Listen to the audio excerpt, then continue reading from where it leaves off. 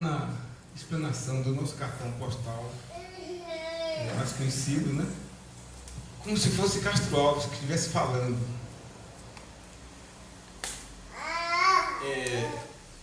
A partir de quando passaram a chamar Igreja Inacabada de Alagoinhas Velha, acabou as áreas de Alagoinhas, que antigamente chamava de ruínas, né?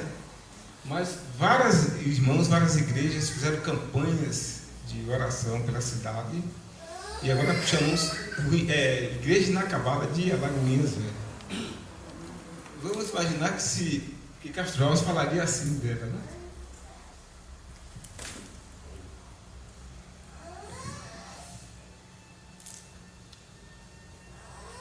A picula da criança para o boiadeiro foi.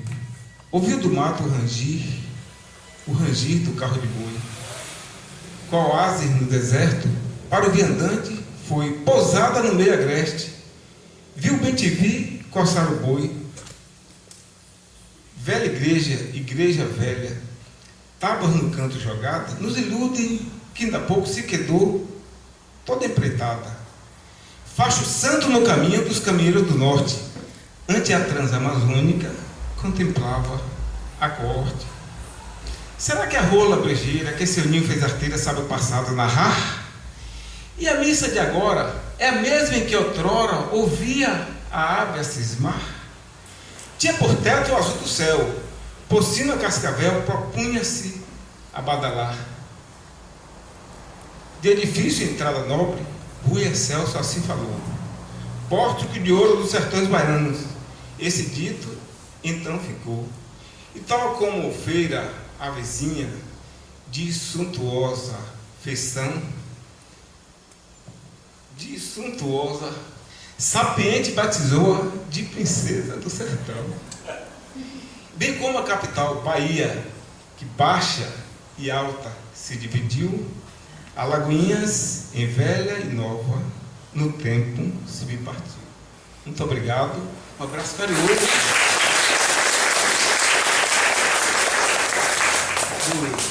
do Centro Espírita União e Caridade, que foi o primeiro centro aqui de Alagoinhas. Um abraço por 61 anos. Parabéns a todos, meus irmãos, muito obrigado.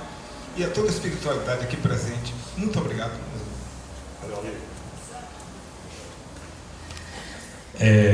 A nossa prece hoje vai ser diferente. Eu vou convidar a nossa irmã Deni Aldenita, né, para poder ela conduzir. Às vezes é Deni, às vezes é Aldenita, né? Boa noite, meus irmãos, muita paz. Agradecendo a presença de todos, de outras pessoas, de outras casas espíritas, muito obrigada pela presença. É o seguinte, nossa irmã Elba, algumas pessoas que estão aqui podem não conhecer, ela está hospitalizada no Hospital da Bahia. E eu falei com ela hoje à tarde para saber como foi isso. Então ela disse o seguinte, que estava dormindo, quando acordou madrugada, esse texto veio todo na mente dela. Então ela ficou acordada, esperando o filho acordar ou chegar, porque ela não tinha um bloco para escrever. E ela mandou um bilhetinho para mim assim: Deni, leia esse. É um texto que eu digo, é um texto poético, com ritmo, com bem entonação, que eu vou tentar, porque eu estou gripada, tossindo. Valorize o trabalho, porque não é um trabalho meu, foi uma inspiração que eu recebi. Então, Leno me ligou hoje de manhã, passou para mim, para meu e-mail, o texto, ele fez os slides, mas como ela me pediu para valorizar, não é desmerecendo o trabalho de Leno, aí eu pedi a Adriana, ela me pediu que transformasse em slides, e que eu valorizasse, que eu sabia muito bem fazer isso. Então, foi uma responsabilidade grande. Eu vou tentar não me emocionar, porque o texto está lindíssimo. Se eu me emocionar, vocês continuam lendo. Eu treinei bastante em casa para não chorar, para me acostumar com o texto. Então, vamos começar. Ela deu o título de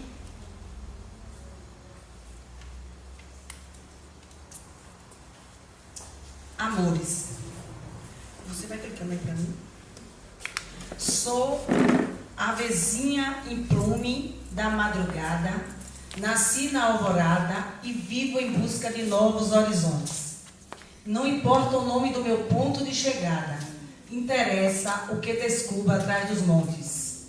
Avezinha em plume viajou no espaço e no tempo, na primavera apreendo com as flores, nas canções que invento, o cheiro do cravo, a alegria das gotas de ouro, nos mistérios das orquídeas, no perfume das açucenas, na beleza dos narcisos, na simplicidade dos miosotes. Lembrei-me de Lázaro, amigo, poeta, menino crescido, rico de incertezas, quer aprender de uma vez as leis da natureza.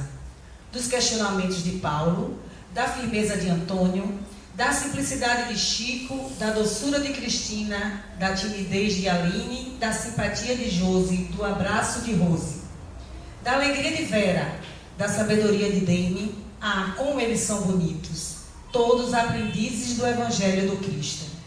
Avezinha em plume, nasci na madrugada, vou cantando com o vento e o resto da passarada, com as meninas da sopa, Rita, Ruth, Carmo, Valéria, até a Liz aprendeu observando a panela. Olha a Lani aí, gente, grande Gildo, e ele é grande mesmo. Os pastéis da Terezinha do Teresópolis, as panquecas de Maria Teresa do Capinã, das meninas do passe, Marlene, Noélia, as Márcias, a loira e a morena, o abraço, o consolo, o colo de Dona Anita, a manhinha das meninas de Otino, Elba, Lorene e Joana Brito. Perdoem se deixei passar, se esqueci o nome de alguém, mas eu lembrei de você, Lessa. Impossível esquecer você, Celeste, Célia de Lázaro, Débora de Paulo, Adriana e todas as filhas, Livne, Jéssica, Rita e Sandra Leite, a Érica, Neomara Lessa. Das crianças da evangelização, das bochechas da Jujuba, o abraço da Bia, a turma das crianças me chamando carinhosamente de tia, a beleza e doçura de Yassanã, Júnior de Lázaro, Júnior de Lane, Marcelo, meninos que viraram galã e toda a galerinha do bem, da juventude, os trabalhadores do amanhã. A alegria de Meire brincando de vó, a sede de saber de Bárbara Paulista e todos os participantes da constelação familiar sob a batuta da Rose, que nos ensina o amor.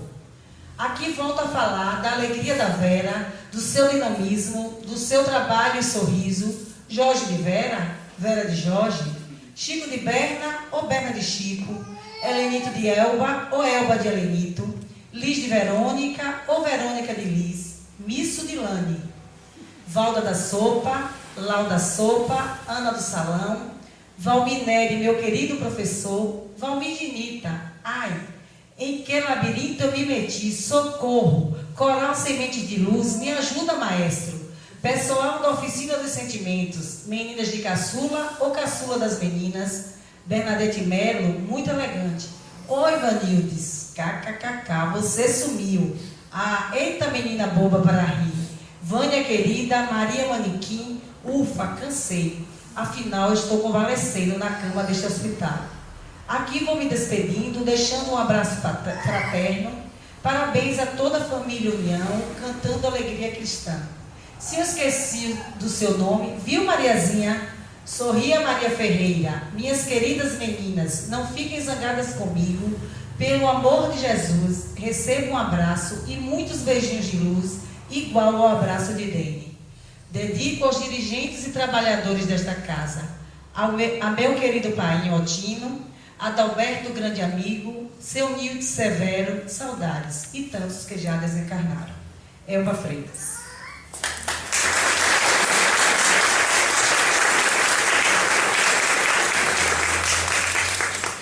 E agora nós vamos passar a palavra para a nossa companheira Suzy. Tudo bem, enquanto isso ela vai aquecendo a garganta. Agradecendo e dando os parabéns a esta casa, a felicidade de estarmos aqui na noite de hoje, essa alegria da família espírita do estado da Bahia. Estivemos aqui em outras oportunidades, em outros aniversários, E para nós, meus irmãos, é profundamente recompensador, estimulante, quando vemos o nosso querido Espiritismo, a mensagem dos Espíritos, nessa franca expansão na Bahia, aqui um estado onde nós sabemos que, principalmente nas cidades do interior, também na capital isso aconteceu muito, mas as lutas, a intolerância religiosa que predominou muito durante muitos anos. Então, Feira de Santana, Lagoinha, Salvador, foram palco das intolerâncias religiosas, principalmente da religião hegemônica, o catolicismo, que não aceitava, não entendia, como não entende muitas vezes até hoje, a diversidade das religiões, não permite a liberdade religiosa, entende que somente na Igreja Católica que existe salvação, somente o Cristo está na Igreja Católica, e a necessidade de afirmação do Espiritismo nessas cidades. E com isso, os grandes vultos, né? Nosso irmão Adalberto, nosso irmão Oswaldo Riquião, citando aqui pessoas de Alagoinhas, Feira de Santana, nós temos nosso querido Elísio Dória, que também teve passagem por Vitória da Conquista, nosso irmão Aristóteles Peixinho, e outros tantos, fundadores de centro, determinados, batalhadores, firmes, fiéis aos ideais espíritas, e que hoje, na dimensão espiritual, continuam a tarefa que não termina nunca. Então, meus irmãos, esse trabalho de evangelização é constante e é perene. Então, de parabéns a esta casa, a equipe espiritual, os irmãos que frequentam, que trabalham, que dirigem e que fazem acontecer todos os dias o Natal aqui nessas quatro paredes. Aqui é verdadeiramente a Nova Belém. Meus irmãos, na noite de hoje fui convidada para que trouxesse para vocês o tema família. E aí Antônio fez o contato comigo. Qual é o tema, Antônio? Família. Fale sobre família. Aí depois, na véspera, ele me diz, não, é família no mundo de regeneração, na transição planetária. Mas tudo isso a gente perdoa, porque 7-3 não é brincadeira, né? Depois daquele vexame, a gente entende tudo. Está perdoado, viu, Antônio? Eu entendo. Então, meus irmãos, nós estamos trabalhando lá na nossa casa com o livro Boa Nova. Temos aí, inclusive na livraria, recomendo aos irmãos, que é um livro que inclusive está difícil de achar. E no livro Boa Nova nós vamos encontrar muitos temas pertinentes à questão da família. Então, esse tema nós também trabalhamos lá no Jesus de Nazaré, e nós vamos trazer aqui para os irmãos algumas considerações. Nós vamos fazer uma parte introdutória. O pessoal aqui disse que eu posso ir hoje até às 11, 11h30, porque ninguém está interessado no final da novela, né? Então eu vou realmente cumprir o horário e 11h30 eu libero vocês. Então nós iniciamos aqui a nossa fala, trazendo inicialmente um trecho do Evangelho de Lucas, capítulo 14. E muita gente ia com ele, e voltando Jesus para todos, lhes disse: se alguém vem a mim e não aborrece a seu pai, a sua mãe, mulher, filhos, irmãos e ainda a sua mesma vida, não pode ser meu discípulo. E o que não leva a sua cruz e vem em meu seguimento, não pode ser meu discípulo. Assim, pois, qualquer de vós que não dá de mão a tudo o que possui, não pode ser meu discípulo. Então, meus irmãos, um trecho assim muito forte, inclusive inicia algumas discussões lá do Evangelho segundo o Espiritismo, a respeito da estranha moral de Jesus, odiar os pais, né? Aquele que não odeia o seu pai e a sua mãe. Mas Jesus já trazia aí uma nova concepção de mundo, uma nova concepção inclusive do seu discipulado. Ele estabelece alguns critérios para que o indivíduo se inclua como discípulo dele. E nesses critérios ele não está dizendo ali que abandonemos e releguemos a família, mas ele está trazendo a questão do apego e da vinculação puramente pelos laços materiais, pela genética, que muitas vezes nos prendem às questões materiais. Então, companheiros, em cima dessa reflexão de Lucas, nós vamos trazer algumas observações a partir do livro Boa Nova e da literatura atual, ok? Vamos ver se eu consigo me virar bem aqui com a tecnologia e Não vai, nem para um lado nem para o outro. E agora? Eu acho que vamos ter que apelar para o teclado mesmo, né? Muito bem, então aqui, continuando agora com Mateus, e o que ama ao pai e à mãe mais do que a mim não é digno de mim. E o que ama o filho ou a filha mais do que a mim não é digno de mim. Também, mais uma vez, Jesus elucidando a respeito da necessidade do desapego e das questões da genética, dos laços exclusivamente vinculados à questão do sobrenome, da materialidade familiar. Vai mesmo, viu? Agora está indo. Ok. Esses tópicos nós vamos encontrar no capítulo 14 e no capítulo 23 do Evangelho segundo o Espiritismo, capítulo Honrar o Pai e a Mãe, Piedade Filial, subtópicos, quem é minha mãe, quem são meus irmãos, parentesco corporal e espiritual e as instruções dos espíritos, a ingratidão dos filhos e os laços de família. Então, nós vamos tentar cobrir isso e mais o capítulo 23, Estranha Moral, que já inicia com odiar os pais, abandonar pai, mãe e filhos e depois deixar aos mortos o cuidado de enterrar seus mortos e não vir trazer a paz, mas a divisão. Então, as propostas do Cristo são fortes, elas são desafiadoras, mas o Evangelho significa uma nova visão de mundo. Então, é deixarmos esse nosso mundinho materialista e termos a certeza de que a vida espiritual, o mundo espiritual, é a nossa vida coerente. O termo odiar, que é apresentado nos Evangelhos, meus irmãos, ele, segundo os estudos, ele não quer dizer necessariamente deixar o pai e a mãe, lançá-los, como diz aqui, a sorte, mas lutarmos com o nosso ego, com o nosso interior, a fim de entendermos, aceitarmos essas diferenças que existem na família. Então, esse odiar que se fala, que Jesus apregoa, que quer dizer amar menos a palavra odiar e deixar pai e mãe não é lançá-los à própria sorte, mas adquirir condições de aceitar-nos tais quais são, como gostaríamos que nos aceitasse como nós somos. Então, muitas vezes temos dificuldades tremendas na aceitação dos nossos familiares. Perguntamos, por que eu estou nessa família? Eu não me sinto ligado a essas pessoas. Eu me dou melhor com os meus amigos. Eu me sinto melhor com as pessoas lá do centro do que com as pessoas da família. Isso é um erro recorrente em nossa prática, porque nós já temos conhecimento espírita e sabemos que a reencarnação aperta os laços de família. E com isso, a reencarnação, o Evangelho está nos ensinando o seguinte: as pessoas do seu círculo familiar são as pessoas com as quais você deve se ajustar imediatamente.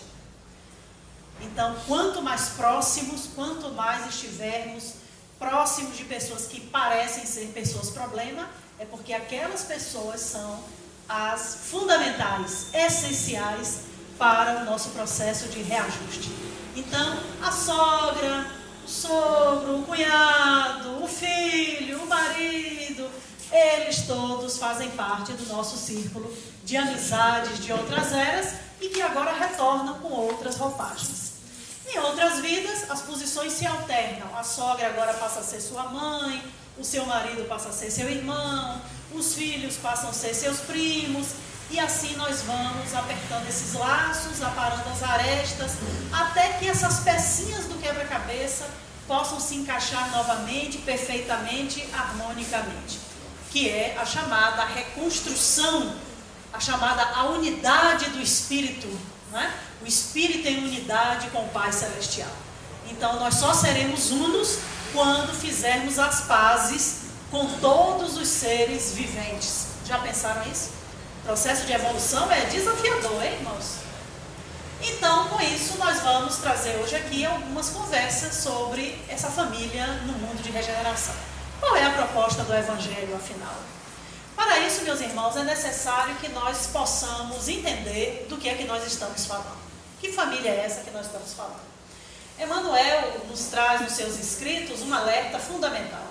A melhor escola ainda é o lar. É lá onde você aprende a lei de amor, justiça e caridade, os princípios fundamentais do Espiritismo. É lá onde você exercita a paciência, é lá onde você exerce o seu papel de mãe, de pai, de amigo, de conselheiro, de pessoa compreensiva. É lá onde nós estamos exercitando da melhor forma o Evangelho. Então, essa família, obviamente, tem função educativa e regeneradora por si só. Então, a família no mundo de regeneração é a mesma família no mundo de expiação e provas. Papel educativo e papel regenerador. De quem? Da criatura, dos espíritos que estão em evolução. Agora, é importante nós entendermos o seguinte, que o que vai mudar realmente no mundo de regeneração são os modelos de família e as relações que iremos estabelecer dentro dessas nossas concepções familiares. E com isso nós vemos que o Espiritismo mostra a necessidade de uma estrutura espiritual apegada em bases evangélicas. Então o Espiritismo vai primar pelas uniões. Então as questões familiares para a doutrina espírita, isso já está anunciado no Evangelho segundo o Espiritismo desde o século XIX, passamos todo o século XX e estamos agora começando a entender isso no século XXI, que a verdadeira família espírita, ela é alicerçada em uniões, em laços de estrutura espiritual. E aqui, como está dito, para que o ambiente do lar seja sempre harmonizado, equilibrado, permitindo assim que cada um dos seus componentes possam refazer em caráter permanente as suas energias espirituais. Então, é esse o processo, é esse o nosso grande desafio para a vivência no mundo de regeneração. Famílias, uniões alicerçadas em laços espirituais, e esses laços espirituais fortalecidos nos darão um ambiente saudável, onde poderemos aurir novas forças para o enfrentamento das vicissitudes das nossas próprias dificuldades. Mas que modelos de família nós teremos? Então hoje, o ambiente do século XXI já nos sinaliza diferentes formas destas uniões, que é preciso que o espírita esteja sintonizado com o que está passando ao seu redor. Então nós estamos saindo de um modelo tradicional que foi engendrado há muitos e muitos anos, alguns milênios, quando o homem das cavernas, quando o homem primitivo começa a engendrar as primeiras estruturas da chamada família nuclear, que é aquela família estrutural baseada no modelo pai, a mãe, os filhos, que é o núcleo central, e a família extensa, que aí envolverão os irmãos, os primos, os tios, todos unidos pelo laço do parentesco, da consanguinidade. Esse modelo nuclear, com o avanço, com as aspirações, os desejos, as questões sociais, ela se fragmentou e apresentou outras remodelações. Então hoje é possível nós convivermos, por exemplo, com a família monoparental, que é uma família muito comum na modernidade, quando nós temos um chefe de família, uma mulher ou um homem e não possui um companheiro para dividir as necessidades.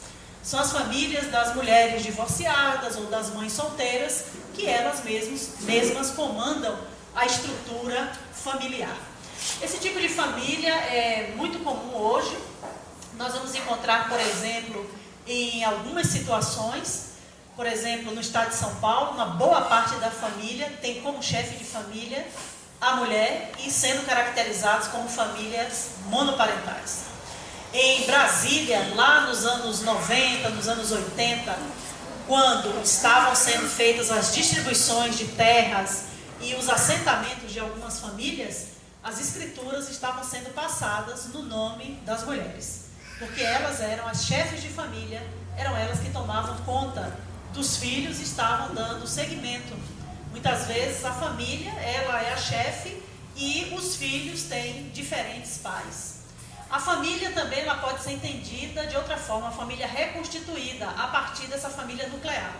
Então pode acontecer em algum momento essa família se fragmentar, o casal se separa pelo divórcio e depois, com o tempo, ela volta novamente a se reconstruir e a retornar e a buscar suas bases e novamente ela se reconstrói. São casos mais difíceis. Hoje nós estamos vivendo, e as televisões não param de anunciar, as questões ligadas à união estável e ao casamento civil homossexual. Por quê? O que nós vamos ver? A união estável, na realidade, ela é, digamos assim, o oposto do casamento civil. Porque a união estável é o que nós antigamente chamávamos de amantes. Muitas vezes o indivíduo já era casado e tinha outra família, ou vivia com alguém, como se chama, né, no concubinato, né? E não tinha uma legislação, não existia uma lei, não existia nada que os prendesse. Então era uma união estável, muitos anos convivendo, e com isso alguns direitos não eram garantidos. Inclusive existia até no passado, há muito tempo atrás, uma situação muito deplorável, que a Constituição de 88, os valores, os costumes, fizeram uma grande injustiça com relação às crianças, que é acabar com essa história de filho fora do casamento. Então, todas as crianças têm direito ao registro civil, têm direito ao pai, à mãe, a identificar quem são os seus pais. Então, na união estável, os casais viviam juntos, mas sem uma legalização da sua convivência. E com isso, o casamento civil heterossexual era o oposto. Por quê? Porque existia um casal, um homem e uma mulher, unidos através de toda uma legislação. Porém, hoje as televisões estão falando em uniões, casamentos civis homossexuais, que já estavam previstos desde 2011, as leis já estavam prevendo, né, as uniões homoafetivas, e agora em 2013, e as televisões começaram a falar muito intensivamente de uma semana, 2 semanas para cá, de que a CNJ, né, que é o Conselho Nacional de Justiça, obriga todos os cartórios a realizarem os casamentos de indivíduos do mesmo sexo. Assim que eles procurem o cartório, eles desejem fazer uma união civil, como é feito com os casais, homens e mulheres, também será possível fazer com os casais, homens com homens, mulheres com mulheres, dando a eles o mesmo direito em termos de partilha de heranças, partilha de benefícios, pensões e todas as decorrências do casamento civil.